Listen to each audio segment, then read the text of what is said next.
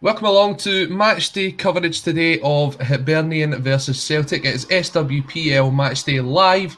I am joined once again by Lawrence Connolly and Russell Boyce. How you doing, boys? Yes, mate. Looking forward to it tonight, my man. I think it's the toughest of the fixtures remaining. It's essential we get a result. I believe there will be some fans back as well. So, yeah, there's a bit of pressure tonight, but they've handled pressure amazingly well, as me and Lawrence have been enthusing about the past few weeks. So, no, I've got every faith that they'll get the job done tonight. But yeah, there is a wee bit more. The pressure is on, I think, tonight. I think if they can get tonight done, they can start worrying about that goal difference, you know what I mean? But I think they're more than capable of getting yet another impressive result tonight, man. Look forward to it. Yeah, and both of you covered the game on Sunday as Celtic won their third Glasgow derby of the season with a 2-1 victory over the rivals from Govan. Lawrence, what impressed you most about that performance on Sunday?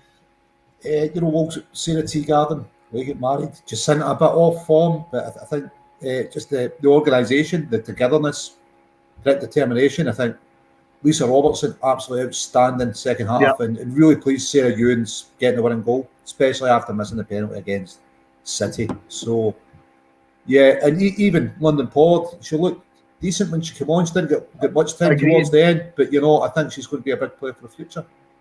So the team sheet has just came in from the game. So the starting 11 for Celtic this evening is Johnston in goal. We've got Bartle, Craig, Lee, Robertson, Ewens, Nicholson, Atkinson, Hayes, Philby and Warrington. So looking at it, the first thing that comes up there right away, Chloe Logan out and Rachel Johnson in.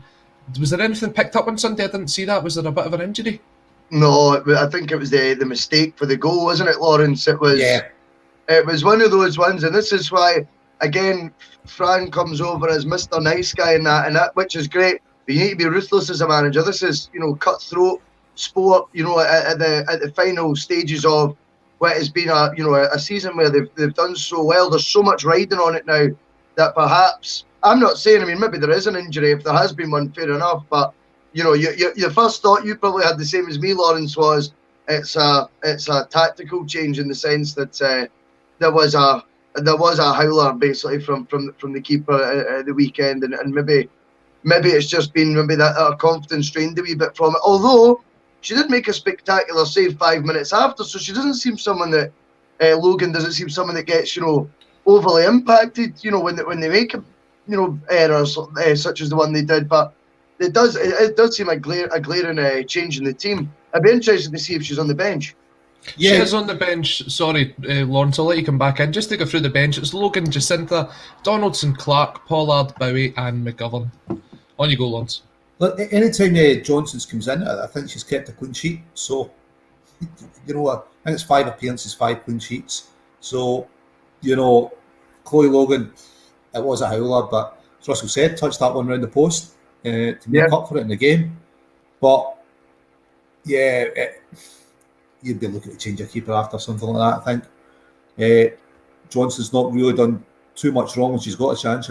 5 clean sheets out of 5 appearances. So let's hope she makes it 6 out of 6. Yeah, you just can't afford to take any chances now at this stage, and he's got to worry about the mentality of the squad as well. When there's been an error made like that by a goalkeeper, I'm not picking on her in any way, shape or form, but if a goalkeeper's out of form in any format of the game, then the defenders become less confident in what they're doing, and it can feed into that. And if Johnson's records, as Lawrence says, of 5 clean sheets in 5 games, then he'll have had no hesitations about whether she's capable of performing tonight. Yeah, and I'm just going to bring it up because there's a couple of people asking. Hugh Anthony Riley coming in saying, is it on Alaba? It's not on Alaba. It's actually live on Hibernian Women's Facebook page, and that's free for everyone to watch. But Russell, you brought up an interesting point. This is one of the first times that we'll actually see fans back in the stadium tonight. And from what I've been led to being made aware, this is a sellout tonight. So that atmosphere will be fantastic through in Edinburgh. The game was delayed 30 minutes because of traffic in the area. Do you think this will have a telling factor on the game tonight, the fact that there's fans in there? They say they're not meant to make noise or sing and shout, but you can't help it when you go to football, can you? No, totally, mate. I think there'll be plenty of atmosphere generated despite the pre-warnings. I actually looked into going myself, but because it was a 7:15 kickoff, it was going to be too tight for me with work. 7:45 it gets delayed to. I could actually have made it. If it had been 7:45, I could have got there. And I did fancy going tonight. I really did. I think it's one of these things now. You know, when there's fans in there, you sink or swim, don't you? When it's a sellout, and it's, you know, I've got no doubts, like I say, that, you know, the performances the Celtic women team have put in of late, especially since I started donning this white jacket, may I add. But I think that, you know, their performances recently they've been so impressive under such pressure. I actually think now with the added background of fans there, it'll actually inspire them further. It'll take them further. Yeah, I mean, if anyone saw the bulletin earlier on, we were discussing the Celtic season ticket, and part of the incentive for next season is that everyone who's a season ticket holder will get free entry into a game, hopefully later on next season. It will probably end up being to the SWPL for one of Celtic's games that will be held at Celtic Park. So that is encouraging to see that the board are looking to encourage fans into watching the game. And Lawrence, this is it's a really interesting tack by the club to see if they can get more interest in the women's game. And I'm just going to bring up this point from Ryan McGinley, who comes in to say, thanks for your coverage that you do. I'll definitely be checking out more of the women's game from now on. Now, I think a lot of people's heads have been turned to the women's game this season, and I think that everyone's been pleasantly surprised at the standard that has been put on show.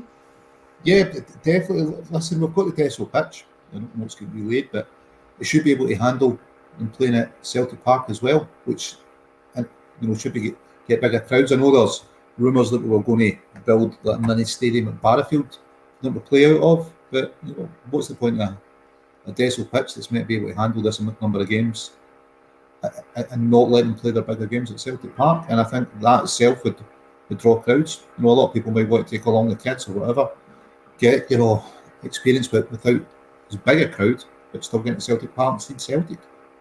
Yeah, and Russell, you mentioned about trying to get to the game tonight. Now, I looked at the prices for tonight's game. It was roughly somewhere between £3 and £7. I think it was £3 for kids, £7 for adults. It's a very affordable sport to get into as well. I couldn't agree more. And I mean, like you were touching on there, Colin, in terms of, you know, Ryan's comment coming through. I mean, I've never kidded on that this has been something that I've been following closely or anything like that all season. But once the idea was pitched that we covered the game, I think because it coincided with one of our PPV games with the men's team, we thought, you know what, let's back the women. And Paul said you fancy doing it, and I thought, you know what, I'm just going to go in with open mind, give it a go, and I've not looked back since. I mean, I've really took to it. I think it helps the team's got the mentality and mindset it does, especially when you compare and contrast with the men's team that, let's be honest, is how we all ended up on Axom in the first place. Supporting that team. We're not hiding that, you know what I mean, and kidding on. We've always just followed women's football. It's not like that.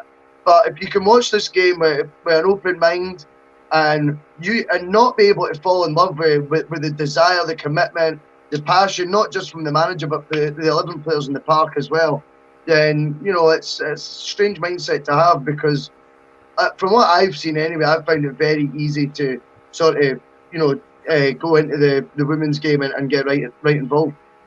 Now, you were very fortunate the other day to be involved in the press conference with Fran Alonso, who is your new style idol. As you can see, Russell is donning one of Fran's jackets. And Kelly Clark, who is on the bench today. What did you pick up from that press conference about the professionalism that they've brought into it? Now, Celtic women are, for the first year, a fully professional side, which is a landmark in Scottish football. It is only two teams now, Celtic and Rangers, who are both fully professional. For me, one of the things was I thought the club should have maybe done a bit more and have them doing the interviews from Lennoxtown or from Celtic Park. It was quite interesting seeing Fran Alonso's kitchen. I quite like the layout of it. Well, he's got the Celtic picture in the background as well, the crest, which I love. I think he's fun. I mean, what I took from it is, I mean, he's 100% fully committed to the job he's doing.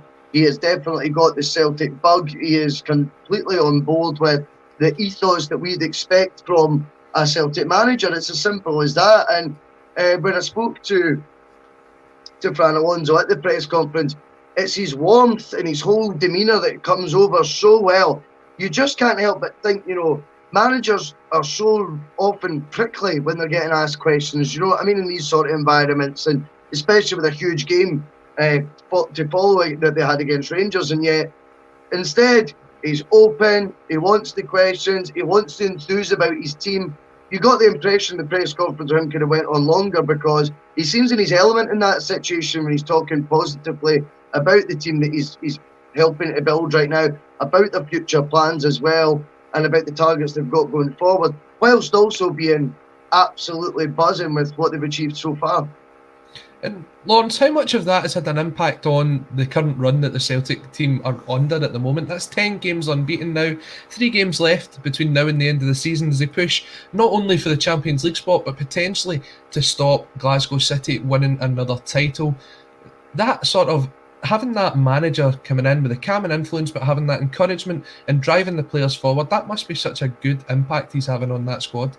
Definitely, very experienced manager. As you said, what, 3 points behind City, 8 goals behind, 3 games to go. Obviously, City play the Safeco Ladies on the final day of the season, so... You can't help it, Lawrence, can you?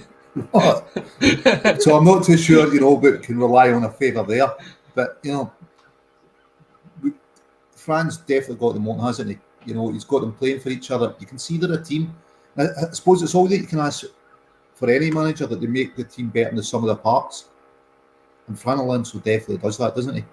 He brings them all together. He brings them together as a squad. You saw the end of the game up there at Murray Park, that they were all in the park. The whole squad were in the park celebrating together, big huddle. It's amazing. He's got that way of managing the squad well, hasn't he? Bring them all in, motivating them. You could, Lisa Roberts. I mean, what a shift she put in second half. Unbelievable. Player in the match. She's had a lot to do. Teagarden's been out most of the season, year-long injury. Obviously, come back, a couple of cracking games, and then she's away getting married, and it's back on Lisa's shoulders. But she's not letting anyone down this season. Real experienced girl from Dalkeith, So yeah, Fran's definitely got them performing as a team, which I think is something that we've done stutteringly in the men's side. Yeah, you take a look at it tonight. The Celtic team, 4 changes from the side that won the Glasgow derby, including the goalkeeper.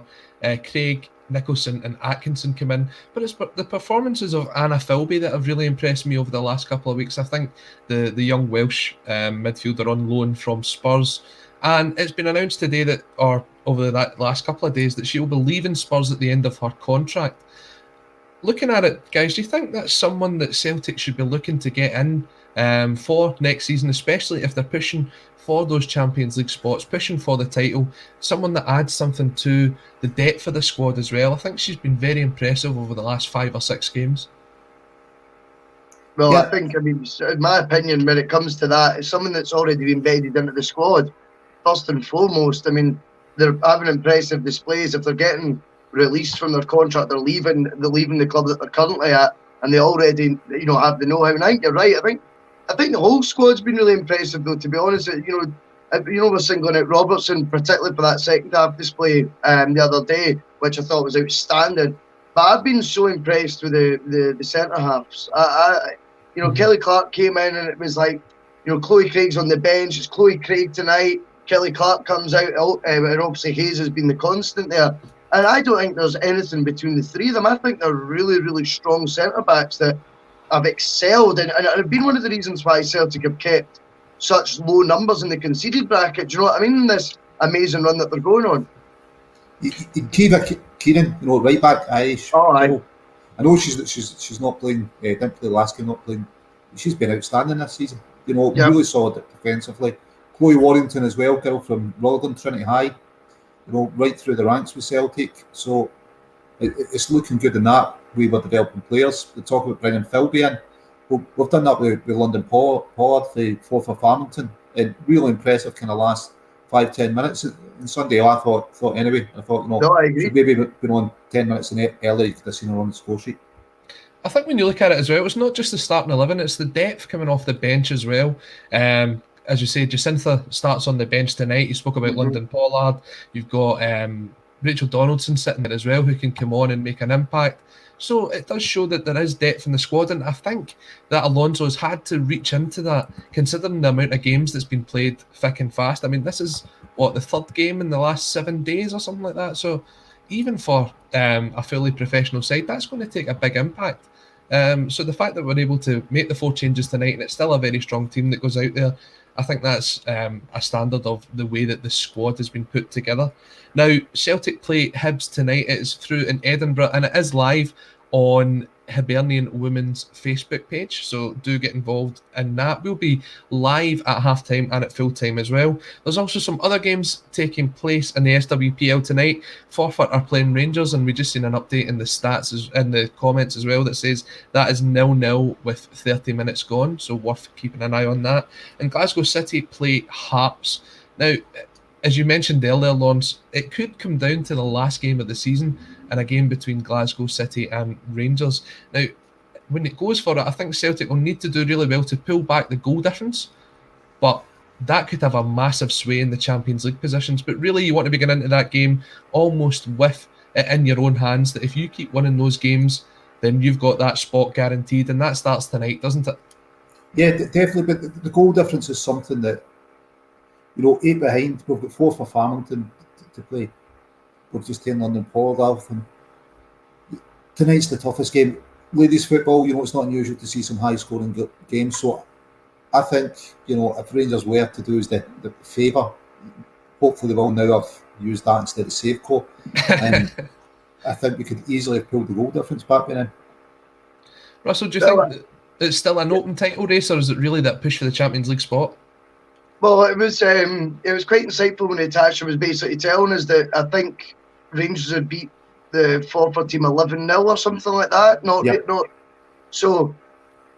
The goal swing is more than capable of happening, and I think that's really important. I mean, obviously we expect Glasgow City to pick up full points tonight again, just because they are a juggernaut. I think that's fair, and you don't win 13 titles in a row without being favourites for these sort of matches, especially in the business end of the season.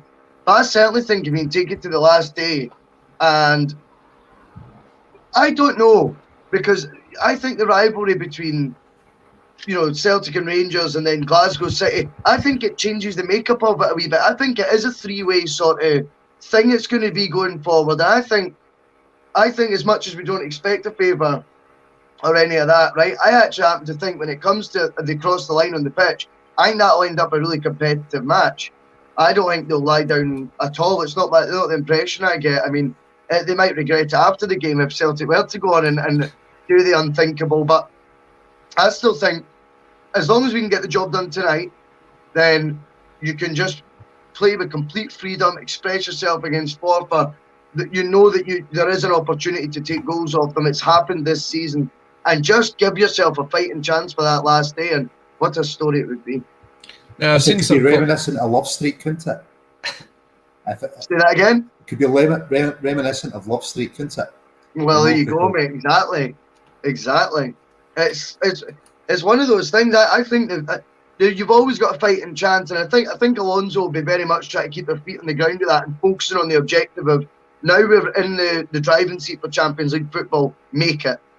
And if there is in the last day of the season any sort of hope of doing it, we'll put the foot down and we'll go for it. Do you know what I mean? But tonight's all about business, and it's just about getting 3 points, I think, against the Hibees. Yeah, definitely. Now, I've seen some people in the comments mentioning about the other game of football that's on tonight. It's the Europa League final. If you're going to watch that, this game's on Facebook. Get the 2 systems set up going. Get the telly, get the laptop, get the iPad, and back the girls tonight as they push towards the SWPL title, hopefully, but we'll take Champions League even at this rate. Now, as you mentioned, 3 games to go. First game tonight against Hibs. Hibs drew 0-0 with Glasgow City at the weekend. And this is the 3rd game where they've played what is now being classed in the women's game as the Big 3, Glasgow City, Rangers and Celtic. It's quite a tough run of fixtures for them to be under, but the fact that they got the point against Glasgow City at the weekend shows that this could be a very, very tough game tonight. And Russell, what are you expecting to see from this Hibs side?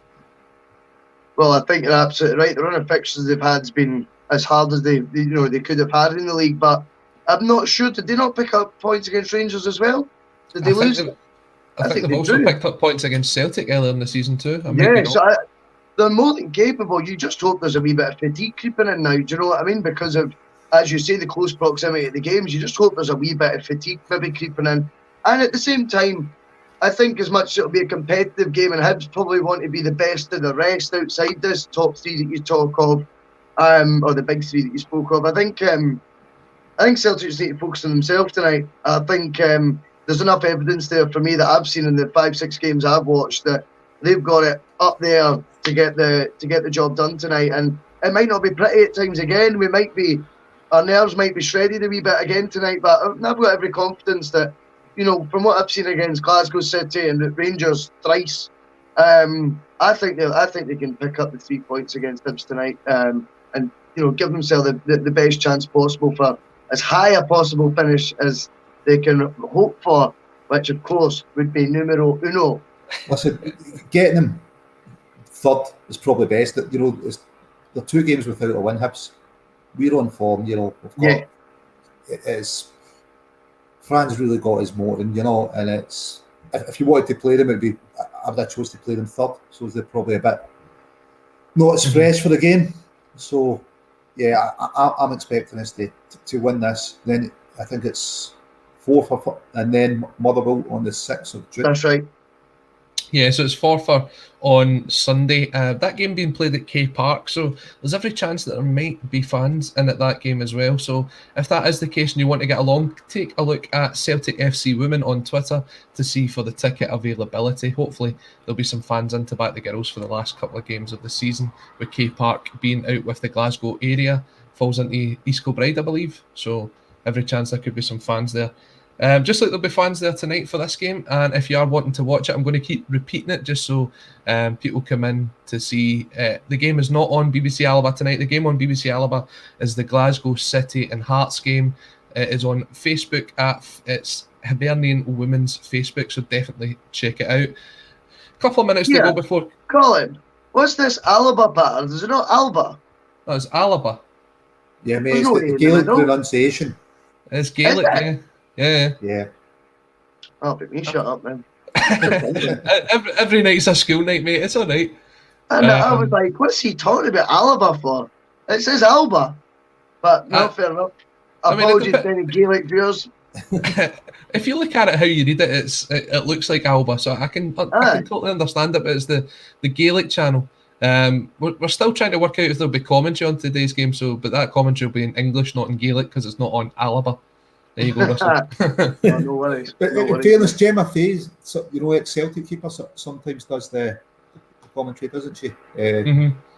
Yeah. I mean, so you get a mixture of Gaelic and English on Alaba. That's right. I've got to say, BBC have been fantastic with their coverage of the women's game this season. They've got at least 1 or 2 games on per like round of fixtures, and to be fair, the coverage is top notch. Whether it's on the BBC website, whether it's on Alba, it's great. It's something that is kind of lacking in the men's game, is that sort of coverage that you get from the BBC.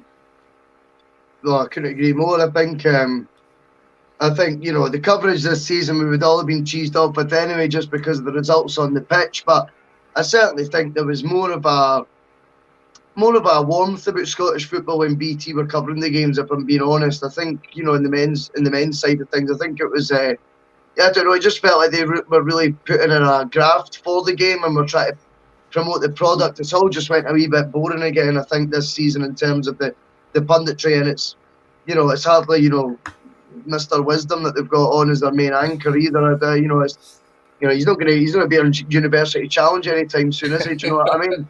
They only covered 41 out of 48 games they could have covered. So there was other games they could have covered, chose not to cover them. That's sad. Ask yourself why, because they're paid for them.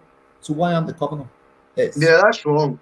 That's wrong. And I also thought as well the playoff final Monday night. I remember when Lee Clark hit Kilmarnock up. It was a Sunday afternoon and Rugby Park was sold out. And I appreciate you couldn't get a sellout in the COVID year, but I just thought a playoff final that they describe, the down south one is the most expensive game in world football, and talked up like that, and yet the Scottish ones put on a Monday at 7:00 just seemed a wee bit like, I don't know, derisory or whatever the word is. You know what I mean? I just think that should have been at 3:00 a Sunday afternoon. Get as many potential viewers at home watching it, and talk it up a wee bit, Yeah, got to market the product better, haven't they? Marketing's terrible, Scottish game. Which is why the money's terrible. Yeah, and I think it's something the women's game has definitely done really, really well this season. I mean, there's an example tonight. This game's been shown live on Facebook. That's a global audience you can pull in as long as it's advertised properly. And it's the same with BBC, putting it on free-to-air television. It's drawn an interest to the game, and it's certainly working down south. You see that games are going to be shown on BBC and on Sky. The Women's Champions League final the other night was shown on BT Sport. So it is a growing sport, and I think it's probably at the minute being better advertised in Scotland compared to the men's game. Yeah, I think that's fair. And definitely, I think you're right. The amount of games that they do seem to be at least trying to cover, on each round of fixtures, there always seems to be one live, whether that means there's been a Sunday, a Wednesday, a Sunday again. I'm all for that. That's brilliant. And it gets the exposure that the game needs. And you can learn some Gaelic as well. That's only if you've got the subtitles on. No, but to be fair, we're very much looking forward to the game. There's only a couple of minutes left till kick-off, so I'm going to get your final thoughts and predictions ahead of the game. As I said, 4 changes to the starting 11, and we see Mariah Lee starting once again up front. She scored the winning goal at the game at Celtic Park. She's certainly one that can stretch the defences with her pace as well, and she gets in behind. And you hope that there'll be some link-up play from the player of the match last time out, Lisa Robertson, and you've got Atkinson, Hayes, Philby Warrington. Everyone's really pushing forward. There's goals coming from all over that team. For me, I think tonight will be a close one though, and I'm going to go with a 2-1 Celtic victory. Russell, what are you going for? Yeah, I wouldn't be surprised if they fall behind or something like that, just to put us through the mire a wee bit more. I'm going to back the girls big time. I think 3-1 tonight. And yeah, I think they've got. I think the options on the bench are really going to come to the fore. I think we've looked at Hibs' run that they've just been on. I think tiredness is going to kick in. I look at the fresh legs that Celtic can bring on in the closing stages. I expect them to grab a couple then probably. Yeah, Lawrence? I'm going to go 3-0 Celtic. I think Rachel's going to keep the clean sheets going. I think there's goals there. Mariah Lee, the pace, the trickery. She'll really open them up for us. I think we'll miss Kiva though. We will have to keep it tight at the back, and Kiva pushing forward right back, will be a miss for us. But 3-0, I think. Yeah, and as Russell was saying, the options coming off the bench, you've got Jacinta Donaldson, Pollard, Bowie. There's so many options that can come on and turn that game round if needed. But once again, the game is live on Facebook. It is live on Hibernians Women's Facebook, so do tune in. The game is just about to kick off, but we will be back at half-time reviewing the first half, and we'll also be back at full-time. So for anyone that's going to watch it, enjoy the game, and we'll see you all at half-time.